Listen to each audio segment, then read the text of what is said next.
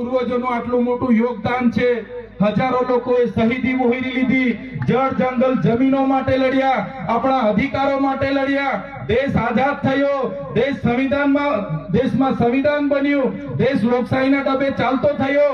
પણ જે પ્રકારે આઝાદી પહેલા આપણા લોકોનું શોષણ થતું હતું એ જ પ્રકારે આજે પણ આપણા લોકોનું શોષણ ચાલુ છે।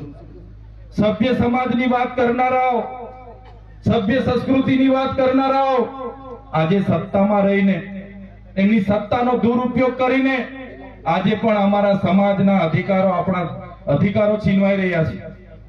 આજે આપણા બંધારણના અધિકારો જે આપણને સંવિધાનની આર્ટિકલ 244 ની પેટા કલમ 13 અંતર્ગત જે અધિકારો મળ્યા છે એની આજે અમલવારી નથી થતી। આજે પૈસા એકની અમલવારી નથી થતી, આજે 73 એની અમલવારી નથી થતી।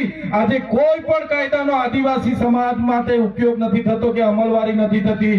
ત્યારે મારા સાથીઓ, મારા યુવાનો, આપણે બધાએ જાગી જવાની જરૂર છે। કેટલાક લોકો અમે રાઠવા, કેટલાક કે અમે નાયક, કેટલાક કે અમે ચારેલ, કેટલાક કે અમે ડામોર, કેટલાક કે અમે બારિયા, કેટલાક કે અમે વસાવા, કેટલાક કે અમે તડવી, કેટલાક કે અમે ચૌધરી, કેટલાક કે અમે ગામિત, બધા આપણા અંદરના નાના મોટા કબીલાઓમાં, સમાજમાં વહેંચાયેલા છે। ત્યારે આપણે બધા જ